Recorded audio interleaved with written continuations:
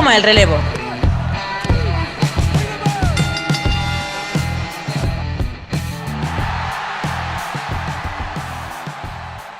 Bienvenidos un día más a Hot Tag, yo soy Santiago Tomás y en la Red Direct de hoy vamos a hablar de posiblemente el árbitro más reconocido de la historia, lo cual no sabemos nunca si es algo positivo o negativo. Es más, muchos de sus haters es por eso, muchos de sus fans es por eso también, pero es el nombre que es sinónimo del Montreal Screwjob, es el nombre que es sinónimo de los árbitros dudosos dentro del mundo del wrestling porque siempre se le acusa de ser corrupto. Nos referimos obviamente a El Hebner.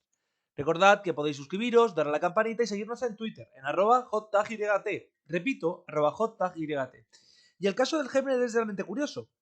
Su carrera en sí es positiva, ha estado muchísimos años a primer nivel, prácticamente desde el 87 en Jim Crockett Promotions hasta 2021, es decir, tiene una carrera de 35 años dentro del negocio a primerísimo nivel, porque ha seguido arbitrando tanto antes como después.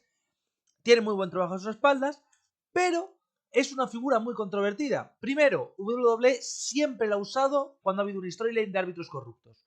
Lo usó cuando Hogan pierde el título frente a Andre the Giant. También lo usó posteriormente para el Screwjob en una discusión aún más grande. Lo usó durante la era de dominación de Triple H. Posteriormente en TNA fue implicado en el Screwjob que se hizo con la llegada de Hogan y Bischoff, además de haber sido usado antes en una storyline de Russo. Es decir, siempre se la ha usado como parte de la storyline, pero es uno de los árbitros más queridos del negocio, la figura más reconocida, y luego vamos a explicar por qué también una que tiene muchos detractores. Vamos al principio, es que el Hebner nace el 17 de mayo de 1949 en Richmond, Maryland, y empieza a trabajar de forma profesional como árbitro a partir de aproximadamente la treintena, cuando tiene 30 años. Es muy difícil investigar sus inicios como árbitro, pero sabemos que en Jim Crockett Promotion dura prácticamente 2 años. ¿Y qué pasa a WWF? En WWF está su hermano Dave. Es más, la primera vez que aparece Earl en televisión es que Dave va a ser el árbitro entre Hulk Hogan y André el Gigante. Aparece un árbitro, hace una cuenta rápida que favorece a André, donde Hogan no tiene los hombros sobre la lona, y resulta que no ha hecho la cuenta él, Dave, que la ha hecho él.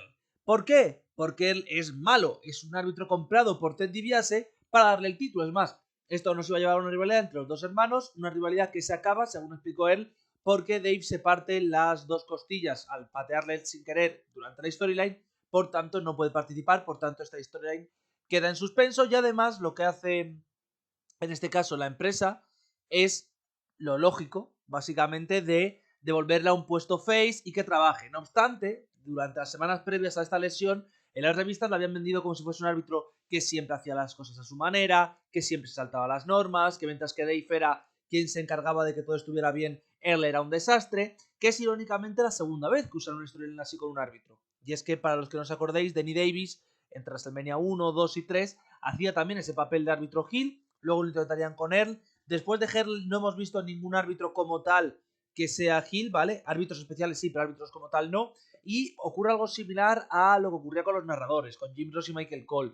En México es cierto que esto funciona lo de tener un árbitro heel, pero en Estados Unidos quedaba muy raro. Incluso Nick Patrick en WCW quedaba extraño porque a veces no tenía consistencia, pues aquí quedaba aún más raro. Por tanto, se echaron la idea, y es igual que lo de los narradores heels, que mientras que los color commentators sí pueden ser heels, los narradores quedan muy raros. Pero con esto ya tenemos una parte bastante interesante del inicio. Básicamente al Hebner le usan para esa storyline y luego continúa con su carrera de forma habitual hasta que llegamos al 97. Y todos sabéis lo que ocurre en el 97, creo que no hace falta explicarlo mucho más. El Montreal Screwjob, todo el mundo lo conoce. Hebner tiene una familia, tiene 2 hijos, tiene a su hermano, etcétera, etcétera. Y llegamos a Canadá. Llegamos a Montreal, llegamos a Survivor Series. Todos sabéis lo que pasa. Vince cambia el final del combate para que Hart pierda el título, para que Bret Hart pierda el cinturón y se lo dé a Shawn Michaels, sin que Bret se entere, lo cual provoca un enfado monumental. Vale, vamos con el Hebner, porque el problema es este. El problema en esta historia es este, es él. Él es amigo íntimo de la familia Hart y durante el vuelo a Montreal le llega nuestro amigo Bret y le dice: no hagas nada para traicionarme, para putearme, y le jura él por sus hijos que de verdad que no va a hacer nada. Vale, él lo jura, llega el combate, Bret entra el sharpshooter de Shawn Michaels, él hace que suene la campana, se acaba el combate, él tiene que huir de la arena. Es más, Jim Cornette lo cuenta, que literalmente él está ya montado en el coche para irse porque sabe que va a haber bronca, y que ve como un coche vuela y que son Dave y el Hebner, básicamente el hermano, salvando a él y evitando pues que le linchen, como es lógico. Pero ocurre algo. Esto evidentemente pasa. Pero cuenta él que la noche la pasó muy mal en el hotel, que básicamente se encerró y se le puso el armario en la puerta porque así iba a ir Bret Hart a pegarle, que durante años pensó que le iban a pegar una paliza por ello, durante años él no habló, es más, en el 98 coincidieron en un show de WCW, Bret estaba hablando con Dave y cuando se acercó él le dijo, oye, tal, quiero hablar contigo, y le dijo Bret que no tenía nada que hablar con él. Básicamente seguían odiando a él porque había traicionado la confianza de Bret. Él básicamente explica que él no tenía otra solución, que él no tenía otra decisión, porque él lo explica varias veces y lo comenta siempre que sí, está muy bien que yo hubiera dado mi palabra, etcétera, etcétera, pero si yo no cumplo, la campana hubiera sonado igual porque la hubiera hecho sonar McMahon, es decir, no hubiera habido ninguna diferencia, era el presidente de la compañía quien me daba esa orden, quien yo tenía que hacer eso. Tiene razón, es decir, la realidad es esa, la realidad es que si hubiera tomado la decisión de no hacer sonar en la campana, la hubiera hecho sonar Vince y hubiera sido él el despedido. Aún así, evidentemente, también hay que entender pues que a Bret Hart, que te traiciona un amigo, que además tú le pediste como árbitro porque confiabas en él y en que nunca te haría eso y te ocurra, pues es una putada. También es verdad que todo lo que rodea al Montreal Screwjob siempre va a estar la amenaza de no, pero en realidad estaba todo preparado, pero tal, pero cual. Cuando ves cómo el Hebner y Bret Hart están casi 20 años sin hablarse por este tema, ves evidente que la realidad es que no estaba preparado y que Bret no estaba en ajo. Y además esto luego provocaría un debate. Es curioso además cómo, mientras que ocurre esto en WWF, un mes después tenemos una situación muy similar con otro árbitro muy querido, que es Nick Patrick. ¿Por qué? Porque todos sabéis, absolutamente todos sabéis lo que ocurrió con Nick Patrick, con el main event de Starrcade 97. Y ahí también no es culpa de Nick lo que ocurre. Básicamente a Nick le dan la orden de, oye, el combate es una cuenta rápida, y luego llega Hulk, creemos que Hulk Hogan le dice, no es una cuenta rápida. No es una cuenta rápida, es una cuenta normal, vale, lo hago. Desastre, vale. Pero aquí tenemos a Hebner, que ha tenido este problema, que evidentemente va a ser odiado. Y el problema de Hebner es que en cualquier caso, en cualquier momento en el cual va a Canadá, la buchean. Es más, cuando se juega con él como heel, que lo hace Tierney varias veces, en Canadá es heel ya desde el día 1. Es decir, es que no tiene ni que arbitrar. Todo el mundo, yo escribo tal, en combates en los cuales no tiene ninguna relevancia. Es la putada de esto. Pero lo bueno de todo esto es que en Dark Side of the Ring comenta que su relación con Bret Hart se ha enmendado en los últimos años, cuando le mostró en un show de Carolina, etcétera, etcétera, y que ahora se va mucho mejor. Esto ocurriría aproximadamente en 2002, 2012-2013, pero Hebner no tuvo un año 98 fácil, sufrió un aneurisma que le impidió participar en WrestleMania 14, que además le dejó bastante grave de salud, por suerte se consiguió recuperar, y ya durante la Attitude volvió a tener un papel protagonista, que es por lo cual es muy polémico, por cierto. Primero fue el jefe de los árbitros durante la huelga. Recordemos que a finales del 98, principios del 99 hay una huelga de árbitros debido a que, bueno, a que están inseguros, les pegan todo el rato, entonces están molestos y tienen esa huelga. Y posteriormente es el árbitro que se encara con los rivales, es decir, que si un heel le grita, él se encara, que se pelea con ellos, incluso con Triple H, tiene esta rivalidad donde Triple H le maltrata, él se la devuelve y en una de esas hace una cuenta rápida que le da el título a Jericho. Esta cuenta es revertida por parte del propio Triple H, quien le ataca, le hace un pedigree, le pega tremenda paliza y le despide. Pero es recontratado y finalmente le da el título a Rock.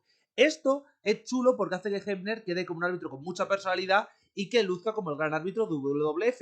Pero mucha gente le odia. ¿Por qué? Porque consideran que él se interpone en el pop y en el talento de los luchadores y que solo quiere ponerse sobre a sí mismo. Esto nunca lo sabremos del todo porque siempre ha habido debate sobre si era una orden desde backstage, si era que lo hacía el propio él o que si a los luchadores les molestaba. Es cierto que el Hebner sí que ha cometido ciertos errores de arbitraje, por ejemplo sabemos que en No Way Out 2001 acabó bastante cabreado The Rock porque cometió varios fallos él que casi provocan tal, es cierto que había ciertas cuentas que sabías que eran de dos porque sabías cómo se movía él, pero la realidad es que el Hebner en esta época estaría en su mejor momento y sería cuando más luce, incluyendo su combate contra Nick Patrick en 2001 en Invasion, que es un combate entre árbitros que, para ser un combate entre dos tíos que no están preparados para luchar, es uno de los combates más entretenidos que yo recuerdo de ese pay-per-view porque es muy muy divertido. Y con esto parecería que para un árbitro normal las cosas acabarían, pero no para Hebner y por eso tiene un beat especial. ¿Por qué? Porque en 2005 es despedido. ¿Cómo que es despedido? La acusación oficial que se le hizo es por vender merchandise WWE de forma ilegal. La realidad y el debate que hay sobre esto es que básicamente él era copropietario de una empresa que vendía merchandise de WWE, parece que todo estaba con licencia, pero que había un conflicto de interés. Y por tanto, por eso le despidieron, tanto él como su hermano Dave. Bruce Pritchard aquí dice, bueno, no lo sabía, tal, puede que fuera por eso, pero hay muchos debates. Una de las opiniones que hay más extendidas es que Triple H y Stephanie McMahon estaban consiguiendo poder y querían a gente de su cuerda y no que fuese gente de Vince. Vale, esa es una opción. La otra opción, John Laurinaitis estaba consiguiendo poder en la empresa y quería cargarse a Hebner porque Hebner tenía el puesto que él ambicionaba. Vale, puede ser. Y la tercera, que es otra opción que también se ha planteado mucho, es la teoría de Bret Hart. Recordar que Bret Hart en esta época es cuando empieza a firmar con WWE para todo el tema del documental y demás y esto, que es el que se hace luego. Y parece que una de las condiciones de Hart era que Hebner, pues que se fuera a la puta calle. Había rivalidad entre ellos, es decir, todavía no se habían solucionado, así que no parece lo más probable, pero sí es cierto que hubiera ocurrido. Con esto ya más o menos tenemos que una carrera muy longeva, de casi 20 años, gran mérito el de él.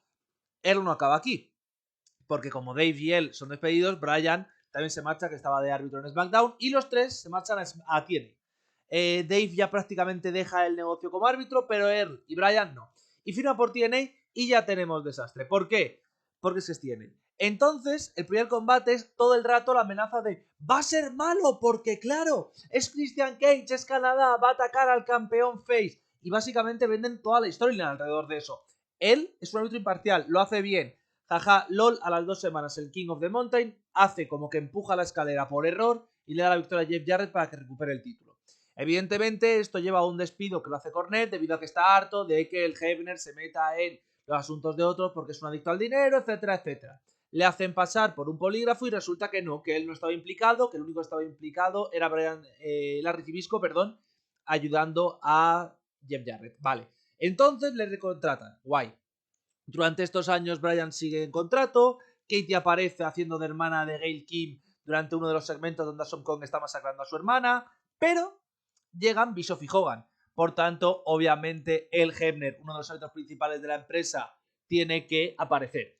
Primero tenemos un par de meses antes con Mick Foley que le dice en plan de no puedes descalificar a Samoa Joe y no lo hace, pero aquí directamente es que le hacen que vuelva a hacer un Montreal Screwjob.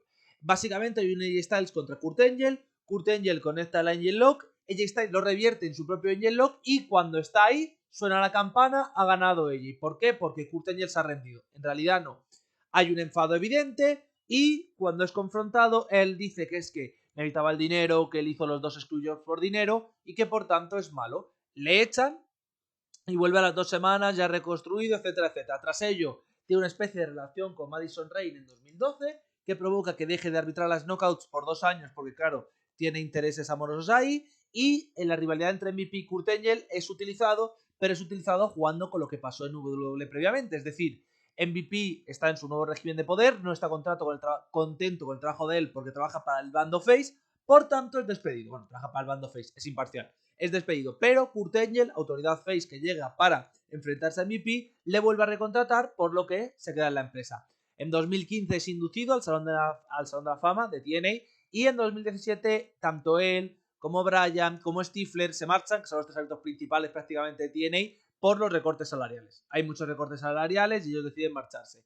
Desde su marcha, él desapareció unos cuantos meses, es decir, estaba en empresas muy pequeñas. Apareció también en toda la saga Aldis contra Rhodes, que le contrató en WA, primero en All In, bueno, All Out, perdón, que es como se llamó ese primer show, y luego en el 70 aniversario de NWA, y finalmente en 2019 firma con All Elite. El tema es que el contrato fue corto, no sabemos si sigue bajo contrato, entenderemos que no, y solo estuvo un año arbitrando. El motivo de que no arbitrara más es que el propio Hebner lo dijo, que él ya se notaba cansado, que ya no se notaba que no le daba mucho más el aire, y ahora ha seguido trabajando, pero en cosas como VW, etcétera, etcétera, es decir, en empresas pequeñitas. Durante esa época, que esto lo comentó mucho Aubrey Edwards, básicamente el tener a Hebner en All Elite sirvió para que formase un poco a los árbitros, para que les ayudara, para que avanzasen. Lo que pasa es que luego también firmaron a Mike Chioda, entonces un poco como que esa función de Hebner podía ser sustituida por Mike, que además es más joven y tiene más facilidad para poder seguir arbitrando. Pero vayamos a Dave, a él, perdón, no a Dave, a El Hebner. El Hebner es un árbitro legendario, histórico, que todo el mundo conoce y que representa muy bien la importancia de la figura del árbitro. Los combates que arbitraba él eran big matches. El problema, que es cierto que a veces acaparaba un poco el foco, que es cierto que a veces tenía ciertos gestos que parecía que quería aprovecharse del pop de los luchadores. A mí personalmente no me lo parece, tengo que decirlo, pero él es muy odiado por eso. A mí personalmente el Hebner me gusta mucho, me parece muy divertido. Y sobre todo la actitud era que fuese el árbitro que respondía a los heels y que no se dejaba amedrentar, molaba, porque le hacía lucir distinto al resto. Es la época donde en WWE cada árbitro tenía una especie de personalidad. Estaba Tim White por allí también, que era un poco más, no me estoy refiriendo a su serie documental del suicidio, que es bastante fea, pero me refiero que tenía una forma distinta de tratar a los luchadores. Mike Chioda tenía otra, es decir, cada uno tenía como su forma. Corderas también, Charles Robinson también cuando se lanzaba, que solía ser el que tenía que hacer los esfuerzos físicos, es decir, cada árbitro tenía una forma de ser. Y luego, su paso por TNA está guay y a la vez no, porque en TNA hay un problema. ¿Cuál es el problema? Russo, Bischoff y Hogan. Básicamente le quieren buquear constantemente jugando con el espectador ya sabe lo del Montreal Screwjob, por tanto y si lo repite, por tanto y si es malo. Que si lo haces una vez está guay, pero si lo haces la vez que debuta, a los 2 años, a los 4 años, a los 5 años, a los 6 años, cansa. Porque constantemente la figura del árbitro heel no funciona en el tiempo. Es decir, Nick Patrick funcionó relativamente bien. Y digo relativamente porque llegó un punto donde a la gente le aburría como una ostra. Nick Patrick porque era en plan de, bueno, y otro combate que se va a cargar Nick porque va a hacer una cuenta lenta o tal, o va a ser forzado a hacer la cuenta, pero va a estar triste y no le va a gustar. Ya está, ya eran todos los combates de NWO igual. Además, con Nick como árbitro, que todos sabemos qué va a pasar, etcétera, etcétera. Un árbitro heel como tal no funciona. Ya está, no pasa nada, pero es así. Y el Hebner funcionaba como este árbitro con carisma, con personalidad, pero es un árbitro, y eso es lo que le ha hecho que todavía no esté en el Salón de la Fama de WWE. Bueno, y su marcha. Bueno, y las declaraciones. Él tiene bastantes declaraciones que son muy altisonantes. Primero, que en WWE había sido como una cárcel, que estaba hasta los cojones. Luego que volvería encantado. Luego que con Vince no se llevaba bien. Luego con Vince White. Luego que todo el tema de Brett, pues que en un primer momento estaba jodido, pero que a posteriori pues ha mejorado mucho. Es decir, es difícil entenderle. Yo aún así sí que tengo que decir que entiendo a la perfección todo su enfado con, con todo lo que pasó con Vince, con su despido, con su tiempo en WWE, con todos los problemas que le conllevo y sobre todo con el tema de Canadá.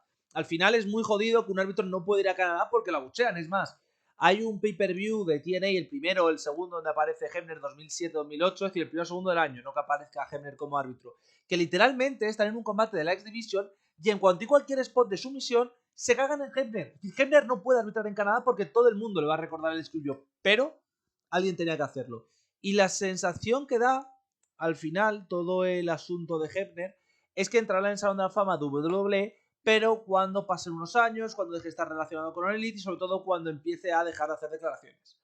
En TNA ya está en el Salón de la Fama y es muy merecido. Y es eso, el Hebner al final es uno de los árbitros más longevos, con Mike Chioda, yo creo que son los dos que llevan más tiempo en las grandes, tanto en WWE como en All Elite, como en TNA, etcétera, etcétera. Mike Chioda, que posiblemente, ahora no porque está en All Elite, pero cuando se retire, cuando vuelva a estar fuera, va a ser firmado yo creo por WWE como Hall of Famer. Al final son prácticamente del mismo año y se tiró 31 años en WWE, que al final fue despedido, que es la gran putada, pero vamos, que ese es el nivel que tiene, ¿vale? Esa es la importancia que tienen ambos. Entonces, a mí, la sensación que me deja lo de él es que él es la figura de árbitro que hay que... No voy a decir que recomendar, porque al final el Hebner pues tiene sus cosas también y tiene ciertas cosas que no debe hacer un árbitro, pero es una de esas figuras que hay que reivindicar y que hay que recordar la importancia de los árbitros. Por ejemplo, hablamos de comentaristas, de luchadores, de managers, de figuras detrás de cámara, pero el árbitro hace mucho en un combate. Si el árbitro consigue convencerte de que una cuenta de 2 puede ser de 3, te inviertes más mentalmente en el combate. Si te hace creer que este combate puede acabar ya, aunque no lo parezca y tal, te hace más. Si cuando se recibe un bump lo recibe bien y es espectacular y luce bien, también mola. Entonces, creo que el Hebner se merece un gran cariño por parte del público, tanto él como Dave, al final los dos gemelos, los gemelos malvados, como le llamaba alguno, porque han sido personajes muy importantes, muy conocidos durante toda su carrera y que creo que ejemplifican mucho lo que son los árbitros y cómo, a veces para mejor, a veces para peor, siempre dan espectáculo. Recordar además que después de este vídeo tendréis el viernes un vídeo de opinión, ya veremos de qué, todavía no lo sé, y el domingo tendréis un vídeo de What If, tampoco sabemos el motivo, pero creo que va a estar un poco más enfocado en los 90-80, así que estar atentos a ello. Yo me despido por hoy, es un verdadero placer estar aquí y hasta la próxima.